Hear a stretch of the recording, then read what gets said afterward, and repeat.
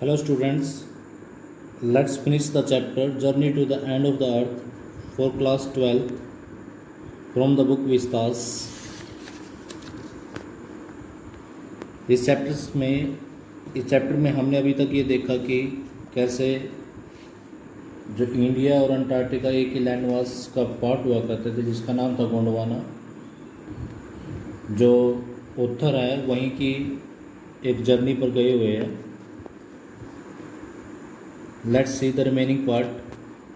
Human civilization have been around for a paltry 12,000 years.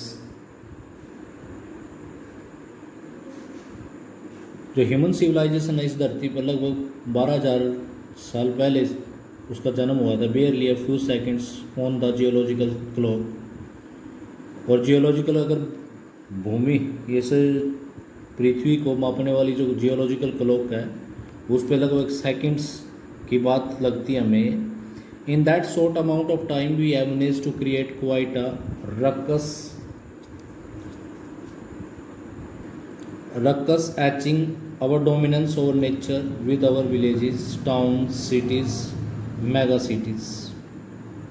यानी छोटे से टाइम में we have managed to create quite a ruckus means होता है noisy argument, etching means होता है प्रिंटिंग, आवर डोमिनेंस मतलब इस छोटे से समय में लगभग 12,000 जो एक स्मॉल सा अमाउंट है। अगर हम पूरी पृथ्वी की इस एज को देखें या पूरी धरती कब से इसका जन्म है तब से देखें तो 12,000 तो कुछ भी नहीं, सेकंडों में लगते हैं उसका। तो उसी समय में हमने इस धरती पर अपनी डोमिनेंस कर लिया, अपना दबदबा बना लिया। हमने गांव बना दिए, टाउन्स बना दी, सिटी बना दी, मेगा सिटीज़ बना दी। The rapid increase of human population has left us battling with our species for limited resources and the unmitigated burning of fossil fuels. Unmitigated का मतलब होता है कि जिसको हम कंट्रोल ना कर सकें, uncontrollable burning has now created a blanket of carbon dioxide around the world, which is slowly but surely increasing the average global temperature.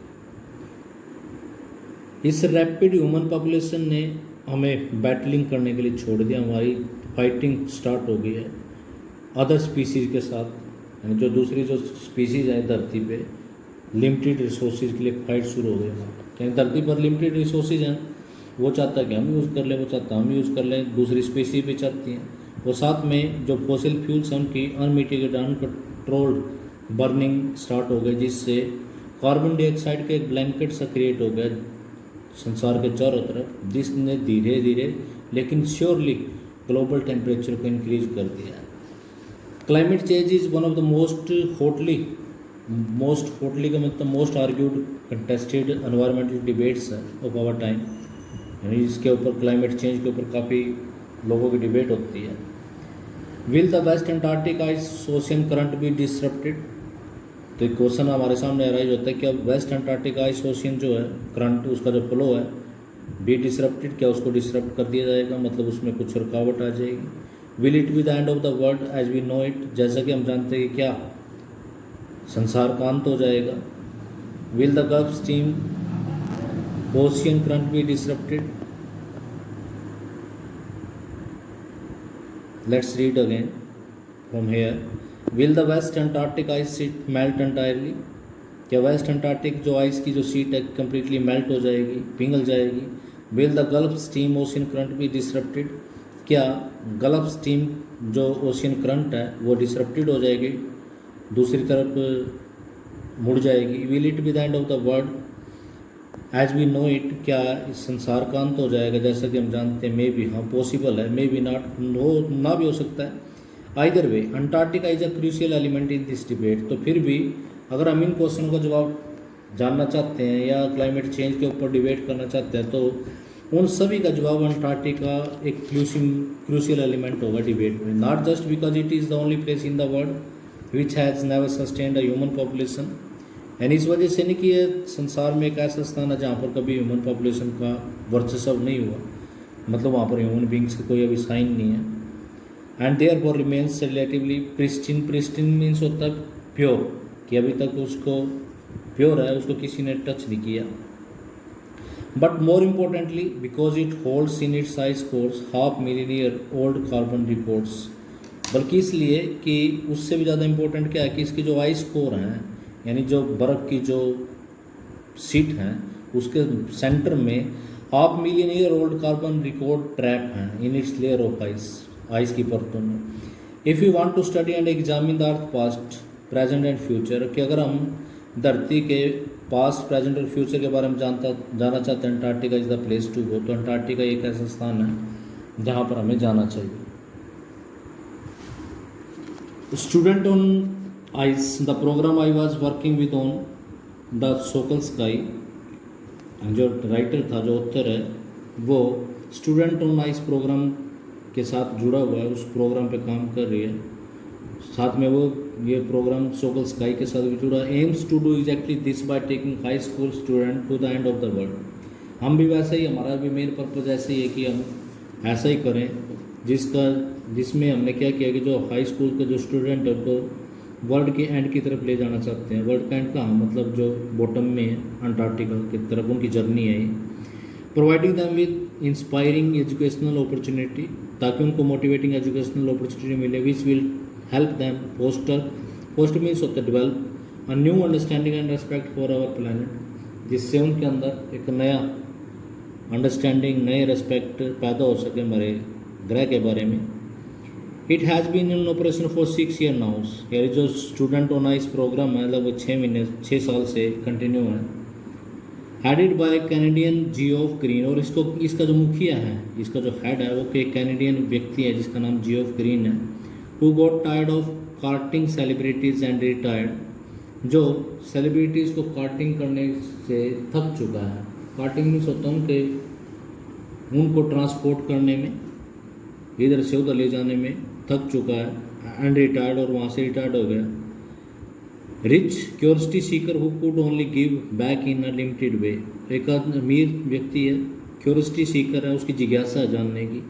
Who could only give back in a limited way, जो limited way में आपको जवाब देता है। With Student on Ice he offers the future generation of policy makers a life changing experience at an age when they are ready to observe. यानी Student on Ice program के साथ उसने future generation के ऊपर जो policy बनाने वाले हैं उनको एक लाइफ चेंजिंग एक्सपीरियंस दिया, उस एज में जिस समय लोग अपने आप को ऑब्जर्व करना चाहते हैं, लर्न करना चाहते हैं, मोस्ट इम्पोर्टेंटली एक्ट करना चाहते हैं। The reason the program has been so successful is because, यानी ये जो प्रोग्राम था उसकी सक्सेस का क्या कारण था? इसका कारण ये था कि it is impossible to go anywhere near the South Pole, ये साउथ पोल के बिल्कुल नज़दीक जाना बिल्कुल इम्पॉसिबल है, not be affected by it, और ऐसा भी नहीं कि वहाँ पर कोई जाए और उससे अफेक्ट ना हो। It is easy to be blase about polar ice cap melting while sitting in the comfort zone of our respective latitude, यानी ये बिल्कुल ईजी है to be blase about polar ice caps melting, कि हम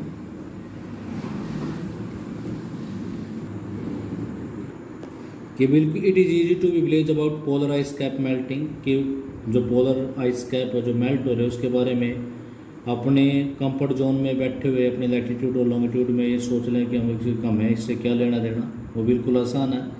but when you can visibly see glacier retreating, लेकिन जब आप अपने आप खुद इन ग्लेशियर्स को रिट्रीटिंग होते हुए, रिट्रीटिंग का मतलब होता है पीछे हटते हुए या मेल्ट करते हुए देखते हैं, आइस सेल्स कोलैप्सिंग, और जो आइस की जो सीटें हैं वो जब डेथ हैं, कोलैप्स होती हैं, गिरती हैं, यू बिगेन टू रियलाइज, तो आप एक्सपीरियंस करना शुरू करते हैं कि ग्लोबल वार्मिंग का जो खतरा है, the threat of global warming is very real. Antarctica because of her simple ecosystem, Antarctica दोबारा फिर उसके ऊपर उसका जो इकोसिस्टम वो बिल्कुल सिंपल है। एंड लैक ऑफ बायोडाइवर्सिटी, तो वहाँ पर बायोडाइवर्सिटी की भी लैक है, मतलब वहाँ पर तरह तरह के फ्लोरा और फ्यूना नहीं पाए जाते। Is the perfect place to study how little changes in the environment can have a big repercussions, यानी वहाँ पर ये स्टडी करने के लिए बिल्कुल सही जगह है कि अगर क्लाइमेट में हल्का सा भी चेंज होता है तो उससे बड़े बड़े रिजल्ट्स हो सकते हैं। टेक द माइक्रोस्कोपिक फिटोप्लैंक्टन, यानी छोटे छोटे से जो फिटोप्लैंक्टन है, मतलब ये एक वेजिटेशन है, उसको लीजिए। दोज ग्रासी, ग्रास की एक वैरायटी है, of the see that nourish and sustain the entire southern oceans food chains, यानी जो साउदर्न ओशियन की जो फूड चेन है उसको नरिश करती है और सस्टेन करती है, मतलब उसके सहारे है सब कुछ। दिस सिंगल सेल प्लांट्स, ये जो फिटोप्लैंक्टन है सिंगल सेल प्लांट्स होते हैं, use the sun energy, sun की एनर्जी को यूज करते हैं to assimilate carbon and synthesise organic compound, carbon को असेमिलेट करते हैं, कलेक्ट करते हैं और ऑर्गेनिक कंपाउंड को तोड़ते हैं। In that wonders and most important of process is called photosynthesis, यानी फोटोसिंथेसिस के प्रोसेस में scientist warn that a further depletion in the ozone layer will affect the activity of phytoplankton. तो साइंटिस्टों ने ये हमारे को वार्न किया कि अगर ओजोन लेयर में और ज़्यादा डिप्लीशन हुआ, उसमें और ज़्यादा नुकसान हुआ, तो इससे फिटोप्लैंक्टन की जो एक्टिविटी है वो उससे प्रभावित होंगी, which in turn will affect the life of all the marine animals and birds of the region and the global carbon cycle. इससे तो यहाँ इस रीजन में जो रहने वाले जलीय जो जीव हैं, पक्षी हैं, उनके ऊपर इम्पैक्ट पड़ेगा, और साथ में संसार का जो ग्लोबल कार्बन साइकिल है वो भी। In the parable of the phytoplankton there is a great metaphor for existence, कि जो ये स्टोरी है फिटोप्लैंक्टन की, जो ये स्टोरी हमने बताई है, इसमें there is a great metaphor for existence, कि एग्जिस्टेंस के लिए एक रूपक है, इसमें एक सिंबल है। Take care of small things, कि जो फिटोप्लैंक्टन छोटे छोटे जो ग्रास है उसके माध्यम से ये कहा जा रहा है कि छोटी चीज़ों को हमने केयर करना है, and big things will fall into place, और बड़ी बड़ी चीज़ें अपने आप ऑटोमेटिकली होना शुरू हो जाएंगी। मतलब आप लोगों ने अगर आगे बढ़ना है तो छोटी सी चीज़ों का मतलब तिनके का सहारा लेना पड़ेगा, छोटी छोटी सी बूंद की तरफ भी आप लोगों ने बढ़ना पड़ेगा, इंच बाय इंच आगे आपको जाना है। My Antarctic experience was full of such epiphanies. तो ये जो एक्सपीरियंस थे, जो स्ट्रॉन्ग इमोशंस थे, उसका भरा हुआ मेरी ये journey. But the best occurred just short of the Antarctic circle eight 65.5 degree south. लेकिन उससे भी ज़्यादा जो मेरे सामने इमोशन आया, स्ट्रॉन्ग इमोशन आया, उस समय आया जब मैं 65.5 डिग्री साउथ में थी। The Sokal sky had managed to wedge herself into a thick white stretch of ice between the peninsula and Tadpole Island, कि जो हमारी सोकल स्काई जो रिसर्च वेसल था, कंटेनर था, had manage to wedge herself, कि अपने आप को वेज कर लिया, थोड़ा सा नैरोली एंटर कर गया, into a thick wide stretch of ice between the peninsula and tadpole island. Peninsula और टेडपोल आइलैंड के बीच में जो आइस की जो स्ट्रेच थी उसमें फंस गया, which was preventing us from going any further, जिससे हम आगे नहीं जा पाए। The captain decide we were going to turn around, तो कैप्टन ने उस समय डिसाइड किया कि हम वापस मुड़ रहे हैं, एंड बैक नॉर्थ, और नॉर्थ की तरफ जाएंगे। But before we did we were all instructed to climb down the gangplank and walk on the oceans. लेकिन जिससे पहले कि हम पीछे चले, हमें इंस्ट्रक्ट किया कि हम गैंग प्लैंक पर एक बोर्ड होता है वॉकिंग के लिए, बोट और शोर पर, उस पर चढ़ेंगे and walk to the ocean, और ओशियन की तरफ जाएंगे। So there we were all 52 of us. अब जो प्रोग्राम था स्टूडेंट ऑन आइस, जो प्रोग्राम उसमें 52 मेंबर्स थे। Kitted out in Gore-Tex and glares, हमें प्रोवाइडेड किए करेक्ट क्लोथ्स और इक्विपमेंट्स प्रोवाइड करे। Walking on a stark whiteness, बिल्कुल कंप्लीट वाइटनेस पे हम चले वहाँ पर। That seem to spread out for ever, जो हमेशा के लिए ऐसा लगता है कि चारों तरफ वाइटनेस ही वाइटनेस है। Underneath our feet was a metre thick ice pack, यानी हमारे पाँव के नीचे 1 मीटर आइस पैक था। Underneath that 180 metres of living breathing salt water, और उससे नीचे 180 metre living breathing salt water था। In the peripheric orbiter